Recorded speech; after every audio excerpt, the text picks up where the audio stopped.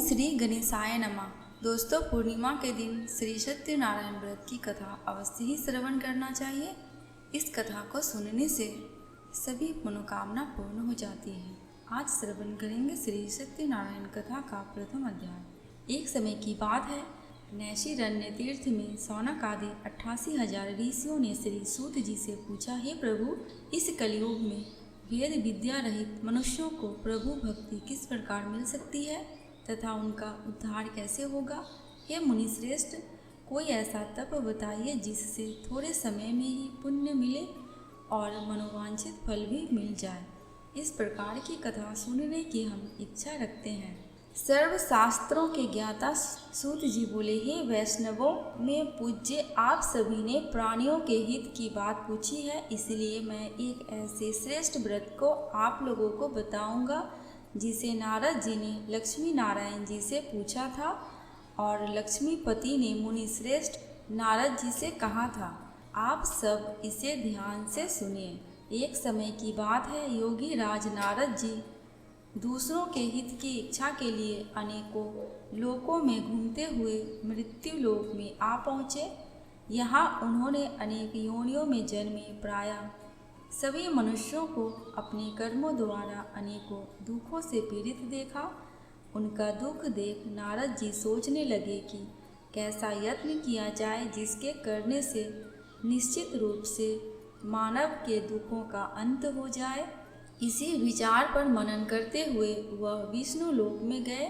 वहाँ वह देवों के इस भगवान नारायण की स्तुति करने लगे, जिनके हाथों में शंख चक्र गदा और पद्म थे, गले में वरमाला पहने हुए थे। स्तुति करते हुए नारद जी बोले, हे भगवान, आप अत्यंत शक्ति से संपन्न हैं। मन तथा वाणी भी आपको नहीं पा सकती। आपका आदि मध्य तथा अंत नहीं है। निर्गुण स्वरूप सृष्टि के कारण भक्तों के दुख को दूर करने वाले आपको मेरा नमस्कार है। नारद जी की स्तुति सुन विष्णु भगवान बोले, हे मुनि श्रेष्ठ, आपके मन में क्या बात है? आप किस काम के लिए पधारे हैं, उसे निसंकोच कहो। इस पर नारद मुनि बोले कि मृत्यु लोक में अनेक योनियों में जन्मे मनुष्य अपने कर्मों के द्वारा अनेकों दुख से दुखी हो रहे हैं। हे नाथ, आप मुझ पर दया रखते हैं तो बताइए कि वो मनुष्य थोड़े प्रयास से ही अपने दुखों से कैसे छुटकारा पा सकते हैं। श्री हरि बोले, हे नारद, मनुष्यों की भलाई के लिए तुमने बहुत अच्छी बात पूछी है। जिसके करने से मनुष्य मोह से छूट जाता है, वह बात मैं कहता हूँ, उसे सुनो। स्वर्ग लोक व मृत्यु लोक दोनों में एक दुर्लभ उत्तम व्रत है जो पुण्य देने वाला है। आज प्रेम वश होकर मैं उसे तुमसे कहता हूँ। श्री सत्यनारायण भगवान का यह व्रत अच्छी तरह विधान पूर्वक करके मनुष्य तुरंत ही यहाँ सुख भोग कर मरने पर मोक्ष पाता है। श्री हरि के वचन सुन नारद जी बोले कि उस व्रत का फल क्या है और उसका विधान क्या है। यह व्रत किसने किया था, इस व्रत को किस दिन करना चाहिए, सभी कुछ विस्तार से बताएं।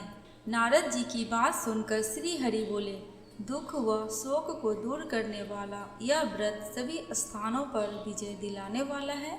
मानव को भक्ति व श्रद्धा के साथ शाम को श्री सत्यनारायण की पूजा धर्म परायण होकर ब्राह्मणों व बंधुओं के साथ करनी चाहिए।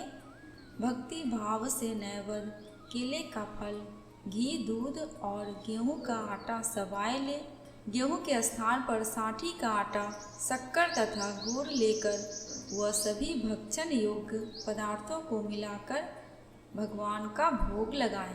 ब्राह्मणों सहित बंधु बांधवों को भी भोजन कराए। इसके बाद स्वयं भोजन करें। भजन कीर्तन के साथ भगवान की भक्ति में लीन हो जाए। इस तरह से सत्यनारायण भगवान का यह व्रत करने पर मनुष्य की सारी इच्छाएं निश्चित रूप से पूरी होती है। इस कली काल अर्थात कलयुग में मृत्यु लोक में मोक्ष का यही एक सरल उपाय है। श्री सत्यनारायण व्रत कथा का प्रथम अध्याय संपूर्ण हुआ। अब श्रवण करेंगे श्री सत्यनारायण कथा का द्वितीय अध्याय। सूत जी बोले, हे ऋषियों, जिसने पहले समय में इस व्रत को किया था उसका इतिहास कहता हूँ, ध्यान से सुनो। सुंदर काशीपुरी नगरी में एक अत्यंत निर्धन ब्राह्मण रहता था। भूख प्यास से परेशान हुआ धरती पर घूमता रहता था।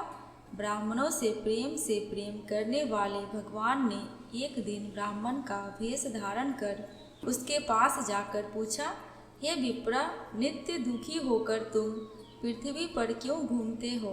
दीन ब्राह्मण बोला, मैं निर्धन ब्राह्मण हूँ, भिक्षा के लिए धरती पर घूमता हूँ।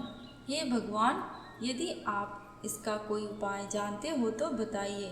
वृद्ध ब्राह्मण कहता है कि सत्यनारायण भगवान मनोवांछित फल देने वाले हैं, इसलिए तुम उनका पूजन करो। इसे करने से मनुष्य सभी दुखों से मुक्त हो जाता है। वृद्ध ब्राह्मण बनकर आए सत्यनारायण भगवान उस निर्धन ब्राह्मण को व्रत का सारा विधान बताकर अंतर्ध्यान हो गए। ब्राह्मण मन ही मन सोचने लगा कि जिस व्रत को वृद्ध ब्राह्मण करने को कह गया है, मैं उसे जरूर करूँगा। यह निश्चय करने के बाद उसे रात में नींद नहीं आई। वह सवेरे उठकर सत्यनारायण भगवान के व्रत का निश्चय कर भिक्षा के लिए चला गया। उस दिन निर्धन ब्राह्मण को भिक्षा में बहुत धन मिला, जिससे उसने बंधु बांधवों के साथ मिलकर श्री सत्यनारायण भगवान का व्रत संपन्न किया। भगवान सत्यनारायण का व्रत संपन्न करने के बाद वह निर्धन ब्राह्मण सभी दुखों से छूट गया और अनेक प्रकार की संपत्तियों से युक्त हो गया। उसी समय से यह ब्राह्मण हर माह इस व्रत को करने लगा। इस तरह से सत्यनारायण के व्रत को जो मनुष्य करेगा वह सभी प्रकार के पापों से छूटकर मोक्ष को प्राप्त होगा। जो मनुष्य इस व्रत को करेगा वह भी सभी दुखों से मुक्त हो जाएगा। सूत जी बोले कि इस तरह से नारद जी से नारायण जी का कहा हुआ श्री सत्यनारायण व्रत को मैंने तुमसे कहा। हे विप्रो, मैं अब और क्या कहूँ? ऋषि बोले, हे मुनिवर, संसार में उस विप्र से सुनकर और किस किस ने इस व्रत को किया, हम सब इस बात को सुनना चाहते हैं। इसके लिए हमारे मन में श्रद्धा का भाव है।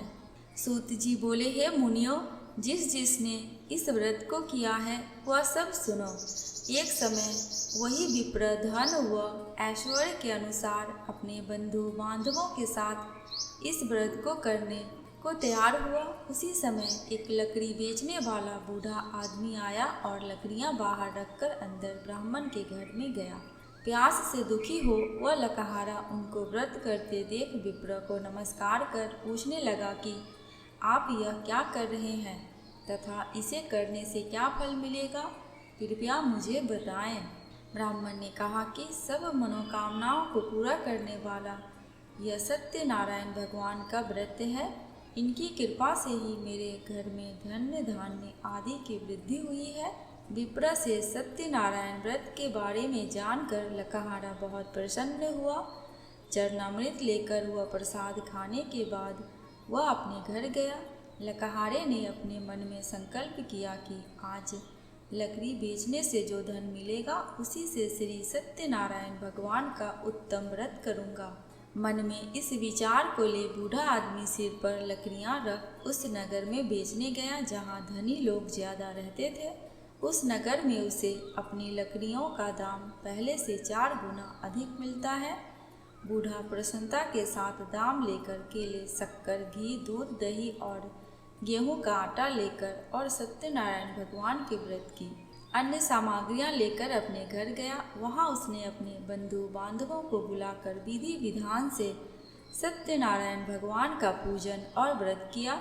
इस व्रत के प्रभाव से वह बूढ़ा लकहारा धन, पुत्र आदि से युक्त होकर संसार के समस्त सुख भोग कर अंत में वैकुंठ धाम को चला गया। श्री सत्यनारायण व्रत कथा का 2वां अध्याय संपूर्ण हुआ।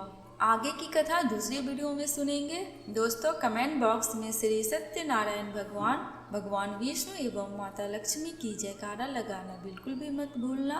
आपको मेरे चैनल पे व्रत त्योहारों की जानकारियाँ एवं उनसे जुड़ी कथा कहानियाँ मिलती रहेंगी। अगर आपको ये वीडियो थोड़ी सी भी अच्छी लगी हो तो प्लीज़ मेरे चैनल को सब्सक्राइब करके मेरी वीडियो को लाइक एंड शेयर कर देना। अंत तक वीडियो में बने रहने के लिए आपका दिल से बहुत बहुत शुक्रिया।